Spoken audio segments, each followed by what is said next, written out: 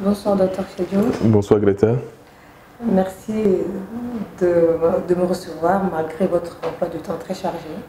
C'est un plaisir pour moi. Merci beaucoup. En fait, j'ai quelques questions à vous poser. Ce sont des doléances de mes abonnés. Oui. Et voilà, on a 5 questions qui concernent la femme. Et donc, sans plus tarder, je vais commencer à vous les poser. La première question, c'est quelle est la fonction de l'utérus? Ok. D'abord, commençons par définir ce que c'est que l'utérus. L'utérus, c'est un organe de la femme qui est situé dans le petit bassin entre le vagin en bas, les ovaires sur le côté. Je vais vous montrer comment cela se présente. Dans le bassin de la femme, vous avez le vagin qui s'ouvre à l'extérieur et c'est l'organe de copulation. C'est par le vagin que l'on a des rapports. Et en continuité avec le vagin, il y a l'utérus qui est un organe creux qui se divise en 3 parties. Il y a le col de l'utérus, il y a le corps de l'utérus et la 3e partie qui est plus ou moins associée à l'utérus, c'est les trompes. Il y en a 2, il y a 2 trompes. Et à côté de l'utérus, il y a les ovaires qui vont permettre la sécrétion des hormones. Alors, la question est de savoir quel est le rôle de l'utérus chez la femme. Le premier et le seul rôle de l'utérus, c'est de porter une grossesse.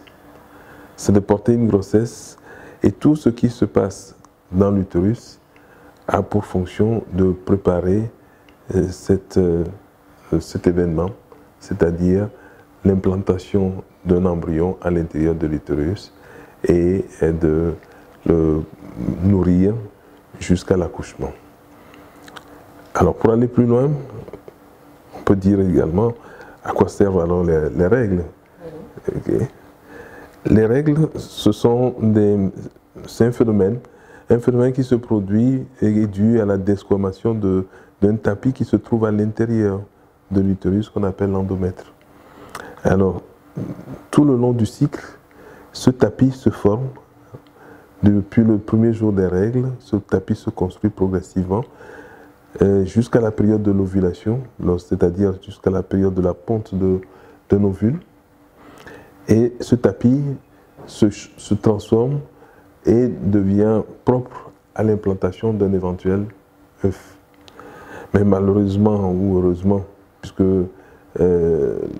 qu'une femme ne peut être prête à porter une grossesse tous les mois, lorsque la nidation ne se fait pas, lorsqu'il n'y a pas d'implantation, ce tapis va desquamer au bout de 15 jours, va desquamer et c'est ça qui va donner les règles. Donc comme je le disais tout à l'heure, même la formation de ce tapis, c'est pour préparer la place pour un futur embryon, pour que l'embryon vienne se nider. Donc, vous comprenez que le but donc, de l'utérus, c'est de se préparer pour accueillir un enfant et accoucher. Ce qui explique qu'on peut vivre sans utérus. On peut vivre sans avoir ses règles. Mais si on n'a pas d'utérus, on ne peut pas accoucher. Si on n'a pas d'utérus, on ne peut pas enfanter naturellement. Si on n'a pas des règles, ça peut être dû au fait que les ovaires ne fonctionnent pas bien ou qu'il y a une anomalie à l'intérieur de l'utérus qu'il faut corriger. Voilà pour répondre simplement à votre première question. Ça nous aide beaucoup, parce que je viens d'apprendre 2, 3 choses, points et clés également qui me serviront plus tard. Merci beaucoup. Donc je vais aborder la deuxième question. En fait, certaines femmes à qui on a enlevé l'utérus ont encore des douleurs, comme pendant les règles en fait. Et normalement, quand on n'a pas d'utérus, on ne devrait pas avoir de règles. Mais il y a des femmes qui ont encore ces douleurs. Donc on voudrait savoir comment on peut expliquer cela. D'accord. La réponse est très simple. L'utérus, ce n'est pas un organe de douleur. Il faut d'abord savoir pourquoi on a enlevé l'utérus à ces femmes. Est-ce que la douleur est liée simplement à l'utérus, ou bien la douleur est liée à un phénomène qui est en dehors de l'utérus? Auquel cas, lorsque la douleur est liée à un phénomène qui est extérieur à l'utérus, si on enlève l'utérus, on coupe l'utérus à ce niveau, on enlève l'utérus, tous les autres éléments sont en place. Les ovaires sont en place, les bouts de trompe sont en place, la vascularisation est en place, l'innervation de tout le pelvis est en place. Donc si les douleurs sont liées à ces choses, soit à la vascularisation ou à l'innervation du pelvis, la femme peut continuer à avoir cette douleur. Donc il faut nécessairement, avant d'enlever l'utérus pour des douleurs pelviennes, il faut savoir exactement à quoi sont dues ces douleurs. Lorsque une femme a des douleurs parce qu'elle a une endométriose pelvienne, c'est quoi l'endométriose, vous me demanderez? L'endométriose, c'est une greffe de ce qui se passe, de ce qui se trouve anormal à l'intérieur de l'utérus, ce que j'appelais l'endomètre tout à l'heure. Donc c'est ce tapis qui est à l'intérieur de l'utérus, qui se retrouve à l'extérieur de la cavité. Ça peut se retrouver au niveau des ovaires, ça peut se retrouver au niveau des trompes, ça peut se retrouver au niveau des intestins, au niveau de la vessie, et ça peut même aller au niveau des poumons, au niveau du nombril, ça peut se trouver partout. On ne sait même pas pourquoi cette greffe se fait à ces endroits-là. Donc, si la femme a des douleurs parce qu'elle a une endométriose qui est externe, on a beau enlever l'utérus, si la femme, le phénomène hormonal de la femme continue à se produire, cette femme continuera à avoir des douleurs. Pourquoi? Parce qu'au cours du cycle, à la fin du cycle, il y a une desquamation de l'endomètre, comme j'ai dit tout à l'heure. L'endomètre va partir, donc c'est ça qui détermine les saignements. Si elle a des îlots d'endomètre un peu partout, au niveau des ovaires, au niveau des trompes, au niveau des intestins, au même moment où la femme a ses règles, ces îlots-là également vont saigner. Donc, ces îlots saignants, si c'est au niveau des ovaires, ça peut donner des kystes endométriosiques. Si c'est au niveau du nombril, par exemple, le nombril va gonfler. Si c'est au niveau des intestins, il va y avoir des nodules au niveau des intestins. Donc si on enlève l'utérus, on garde les ovaires qui vont continuer à sécréter les hormones, ces hormones vont faire que ces nodules vont grossir. Donc elle pourra continuer à avoir des douleurs. Si les douleurs sont dues à une mauvaise innervation au niveau du pelvis, et on a beau enlever l'utérus, elle continuera à avoir ces douleurs. Donc la chose la plus importante, c'est de connaître la cause des douleurs avant de procéder à l'ablation de l'utérus. J'avais la dame, l'une des femmes qui m'avait posé cette question, elle avait l'utérus infecté de fibromes, elle saignait beaucoup pendant les règles et avec son médecin, donc comme un accord, ils ont décidé d'enlever l'utérus. Donc elle dit qu'elle a encore des douleurs, c'est pour ça qu'elle avait posé cette question. Alors c'est possible qu'après l'ablation de l'utérus, elle n'aura plus les règles. Donc n'ayant plus les règles, elle n'aura plus de règles douloureuses. Mais il se peut que derrière ces fibromes, il y a d'autres causes qui lui créent ces douleurs. Et donc il faut rechercher. D'accord, il faut qu'elle retourne voir son médecin. Absolument, absolument. D'accord. La troisième question, vous venez déjà de répondre à la troisième question, c'était qu'en est-il de l'activité ovarienne après l'ablation? Bien. Alors, il y a plusieurs types d'hystérectomie, d'ablation de l'utérus.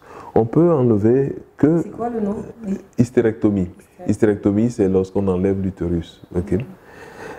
Lorsqu'on enlève que l'utérus, on peut couper l'utérus au niveau des cornes, ici, l'enlever à partir du vagin, okay, et garder les ovaires. Bien. Si on garde les ovaires, l'activité ovarienne, l'activité hormonale des ovaires continue. Les sécrétions hormonales vont continuer. Il existe des cas où on enlève non seulement l'utérus, mais aussi on enlève les trompes.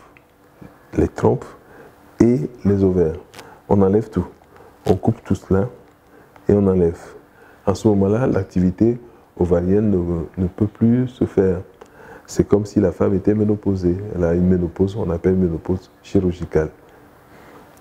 Il existe des cas où on peut enlever l'utérus et garder le col.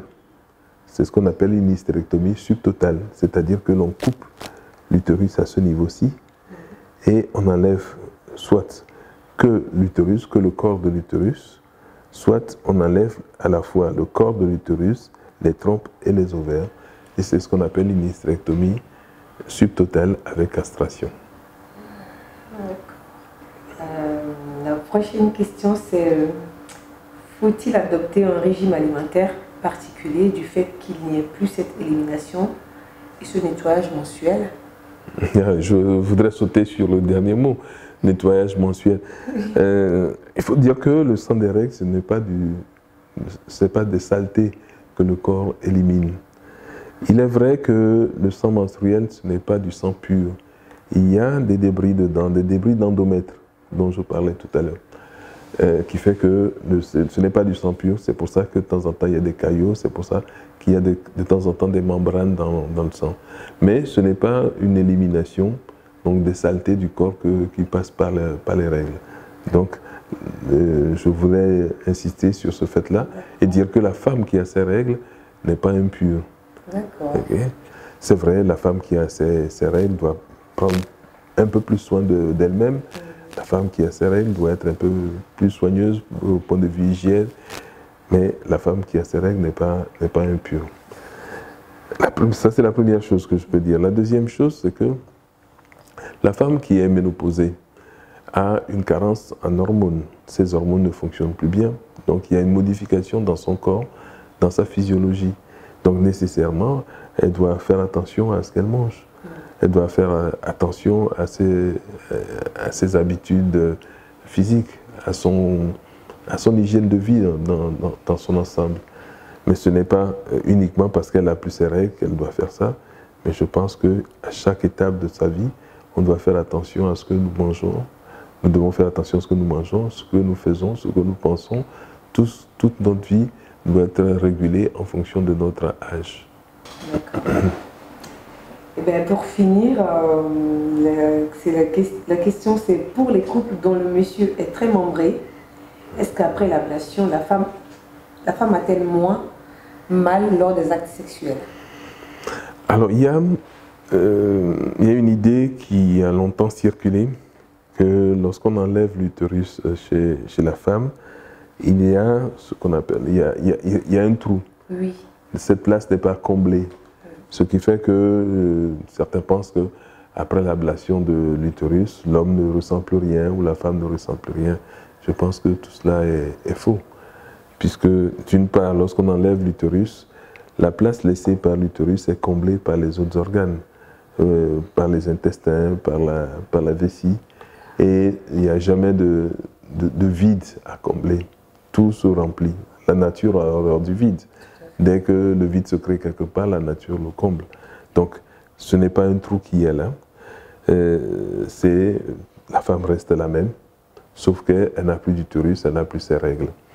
Mais en ce qui concerne la balistique au moment des rapports sexuels, je pense que cela ne change pas grand-chose, puisque le but à atteindre, ce n'est pas forcément d'aller toucher le col, d'aller cogner le col au moment de l'acte sexuel. L'essentiel, c'est de partager quelque chose. C'est un dialogue entre deux corps. Et ce dialogue ne passe pas forcément par la force ou par des efforts physiques insurmontables, mais ça passe beaucoup plus par la douceur et ça passe plus par la tendresse. Et donc, après avoir enlevé l'utérus, en principe, rien ne change dans la sexualité du couple. La femme ne doit pas avoir plus mal. Et si la cause pour laquelle on a enlevé l'utérus persiste, elle peut continuer à avoir mal. D'accord. Donc les douleurs peuvent être liées à autre chose. Absolument, absolument. Et comme je le disais au début, l'utérus n'est pas un organe de douleur. Oui. L'utérus est fait pour porter une grossesse, pour accoucher, et c'est tout. Ce n'est pas un organe de douleur, à la limite, c'est plutôt un organe de joie. puisque porter une grossesse, c'est plutôt de la joie que l'on mène dans les familles. En tout cas, merci beaucoup, Dr Philippe, merci. Là, je viens d'apprendre plein de choses. Franchement, merci beaucoup. C'est moi qui vous remercie. J'espère que vous me recevrez encore quand je viendrai vous solliciter encore pour d'autres questions. Avec plaisir, je suis à votre disposition. Merci beaucoup. Ok, merci. Okay.